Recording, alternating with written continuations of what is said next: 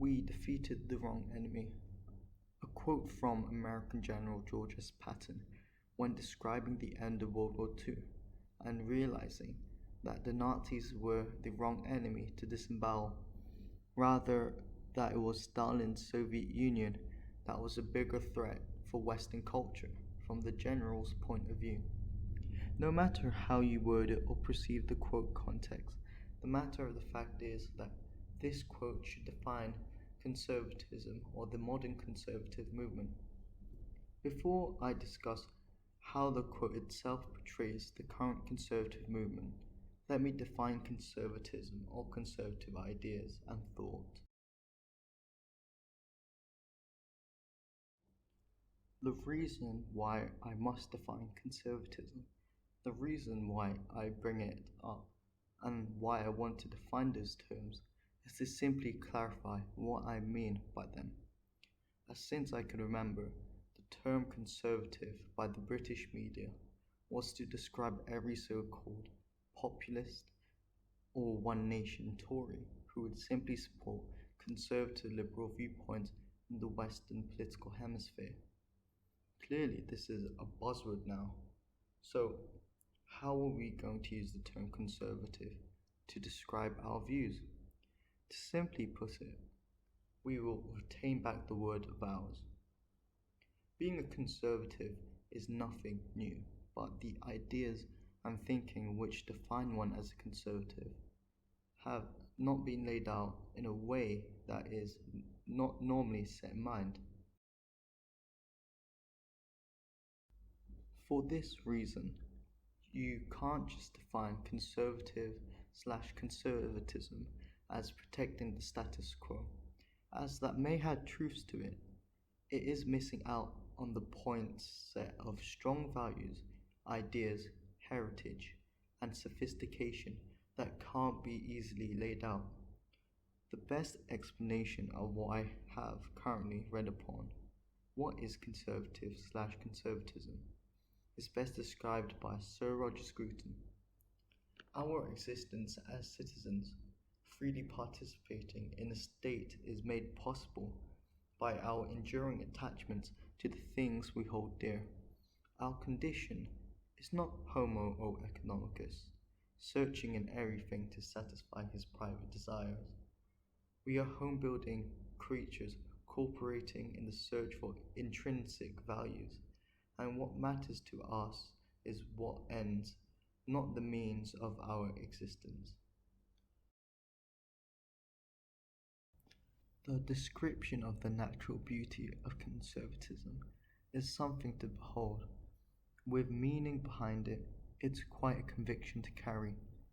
But with the current ideas of the current West eroding, for far too long, Western politics has been plagued by the idea that neoliberalism, neoconservatism, libertarianism, or any type of motion that wraps around itself in the third way/enlightenment causes is self-righteous proclaimed conservative. It is in our every interest to reject the stated philosophies from our ideas in order for us to stay afloat and stand for our principles. Neoliberals are principally concerned with free market economics and atomistic individualism. Individualism does not care for community or duty to serve for community. It serves oneself, and it only tends to feigned objectivity, the objectivity that turns out to be a masked concealing for the liberal's desire to seize power for himself. Free market ideas are often oppressive and exploitative. The tendencies of monopolies, profit incentive motives being irreligious and greed, and it's harmful to the business itself. And worse of it, the establishment corporation ladder which so-called modern conservatives call out, while preaching it and praising it by indirectly supporting big companies emphasizing the free market and Hayek-type capitalism. Neoconservatism indulges itself amongst interventionist foreign policy.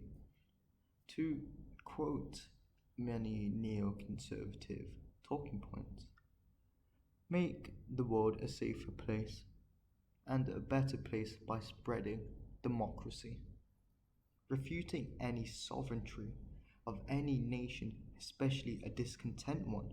We should believe any nation has the right to self-determination, not for the basis as well for our quote-unquote democratic sentiment.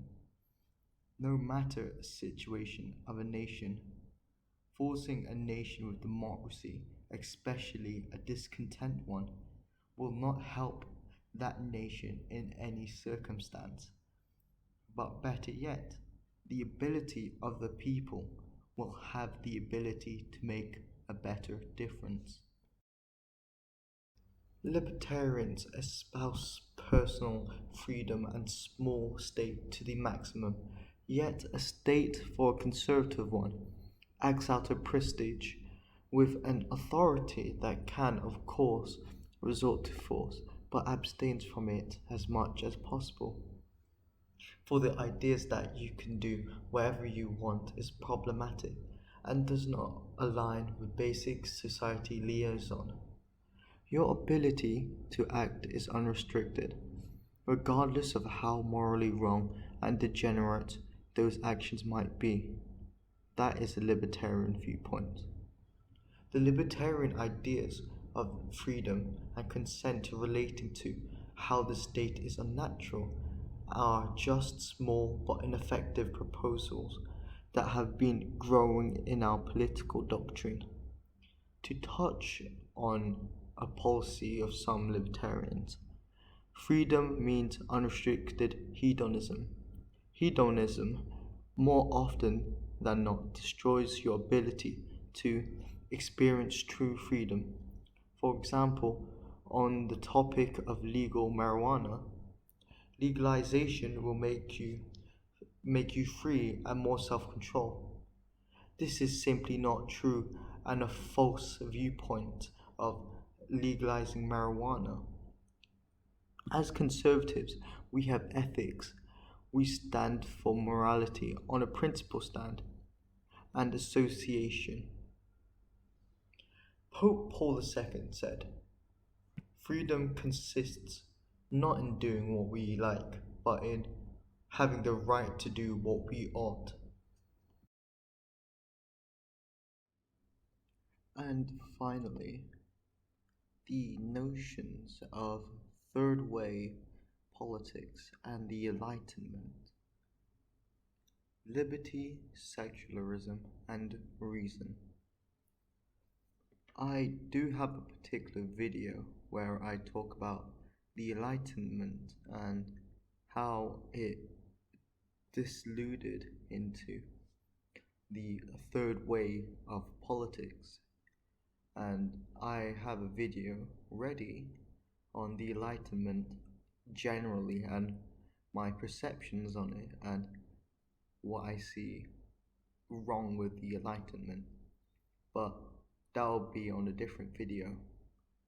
And considering my video will talk in length why I oppose the Enlightenment and third way, I think I'll keep my explanation short. From the era which was forced upon to be classified by the West as valid for policies for the West, ideas and their so-called worth, human rights based on liberty with its false aura of agenda pushing, liberty based on individual ideas, opportunities, and the free market system, which are for the grouped, and those oligarchs choose to enable it for themselves rather than the average citizen in the liberal order. There is just so much to talk about of that era and the lies which were spread, and all the future predicaments which will be explained in my future videos.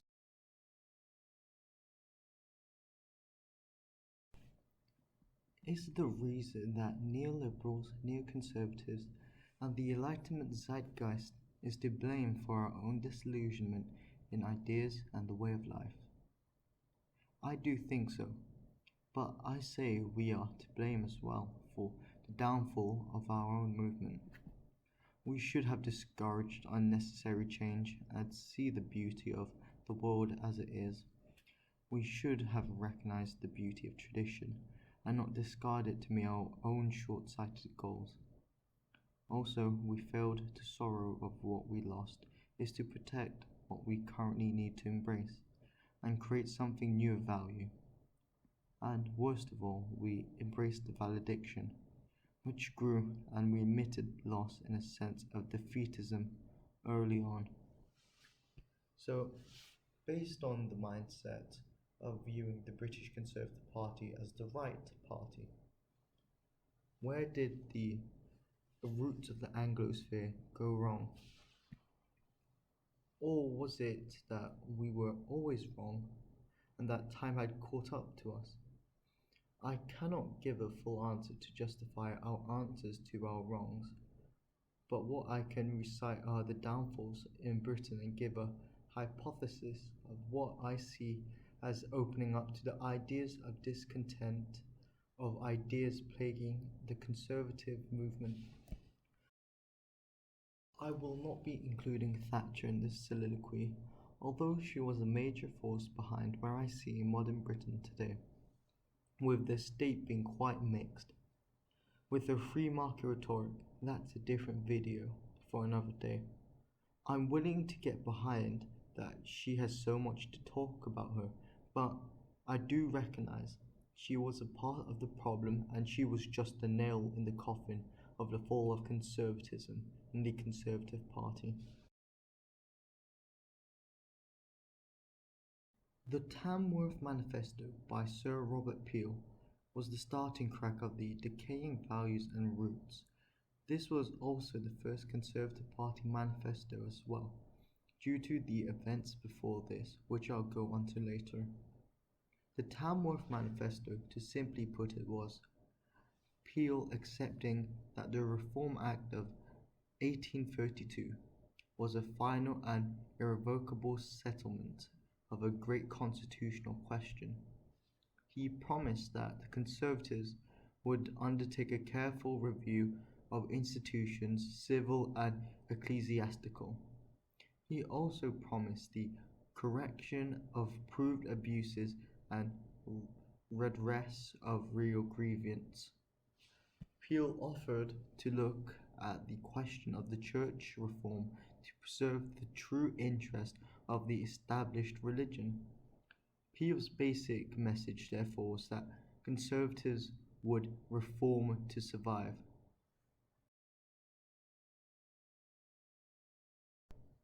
In essence, they would pander to careerism and populism and ignore fundamental values. However, he opposed what he saw as unnecessary change, fearing a perpetual vortex of agitation, never-ending discomfort, which Mr. Peel is correct about. So why was the Tamworth Manifesto created? In November 1834, King William IV removed Whig Prime Minister Lord Melbourne and asked the former Prime Minister, the Duke of Wellington, to form a ministry. The Duke of Wellington was flattered, but he declined the offer and recommended that the King chose Peel instead. Obviously, to anyone who understands basic British conservative history, Peel wanted to be different between his brand of conservatism and that he would separate himself from Wellington's old Tories. In British political party history, this was known as the separation of the Tory party, and then came out the new enlightened liberals of the Conservative Party. So you could make the case that the Conservatives were never conservative, but yet again that's quite overdone. Why is the Tamworth Manifesto such a problem? It's that the identity of what is perceived as conservative, or should I say, the old Tories, which stood for the conviction of ideas and not of careerism by Peel, was at dismay, and with the Tories becoming conservative, the old Tories just became pragmatic and caved into the early liberal ideas. What's even more interesting is the manifesto itself. The principles of conservatism is to retain what's of value and defend it even if it means through undesirable process. But when the manifesto espouses the need for progress and reform, one must say, what should we conserve? Showing a strong House of Lords in the process, but not enact and losing all of its values? An influential Church of England, but with it no power and regulated by outsider legislators who know nothing about theology? A divine power of head of state, the crown, but not utilizing it? The main point I'm trying to say is that if the government was up to that much reform, what else of danger was to come? And history tells us that we, like Peel's doctrine, have lost sight in principle and abandoned our values. This can be laid today in the foundations of the Conservative Party we are loyal to. As mentioned earlier, there are always reasons for our ideas to be set aside, to be classed as something else. But what compels us to go back and fight for valued matters is that we know if we don't win the battle, we know if we don't win today, we cannot establish what was once was, and it will ruin the course of our society and civilization. So now I bring up the quote today, the quote by General George S. Patton: "We defeated the wrong enemy." This represents us, no matter how much times we debate and disprove the opposition and win elections, we defeated the wrong enemy. No matter how you look at it, whether it's the failings of ideas of political branding, failing to stand for our own values, or it's that time is against us, fact remains, we lose ground and we can't hold anymore. So we fought the wrong enemy, focusing attention to our natural opposition, modernity valueless atheism of the left. That isn't bad, but we didn't have much the same attention on the cancer of what was growing from the byproducts of conservatism of the modern 20th century. This has led to the current idea of de facto British conservatives. Like I mentioned earlier with the Tamworth Manifesto, the British Conservatives have painted the picture that we must be submissive on everything and not have our own main decorum selling point. A party who stands for the name of the British people and acts like a national party, but yet increased net migration under the current Conservative government, which is the highest it has ever been. The talking points of immigration being great as so long it's legal, yet not even caring for the assimilation or the implemented steps to care for British integration or try and set standards. This does not help when the current Home Office changed immigration rules on the 6th of March to add senior social care workers, nursing assistants, pharmacists, foreign language teachers, and some dentists to the shortage occupational list, making it easier for foreign workers to come to the UK on a skilled worker visa, telling us that we are out of trainees and workers and we need to bring in cheap youngsters.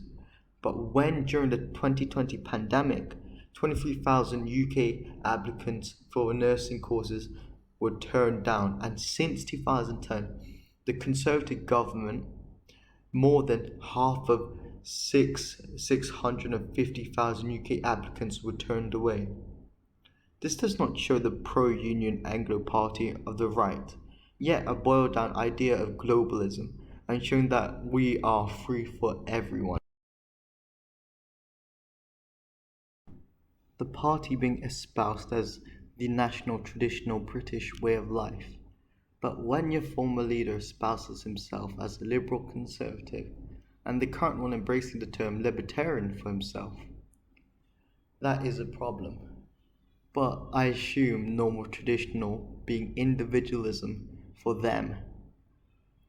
Massive problem with the British Conservatives, with the current West, is that the British Conservatives gave light to economic liberalism to reside. Yes, I do understand that the 1920s to 1940s Conservatives were embracing the Hayek type of economic liberalism, but the fact remains is that Thatcher and Edward Heath were the ones who started and implemented the so-called modern neoliberal economic liberalism. To simply put it, the privatization of state-owned industries at a rapid pace became normalized for the party, and it was normalized for the West, and it was imitated all over the world for right-wing political parties. It's self-explanatory to see the Conservative Party compared to modern de jure conservatism, the idea being presented by Sir Roger Scruton, stating, "We are in the trap of the modern progressive time work, eventually giving in to the institution and, and falling for accepting what's popular right but not what's morally right."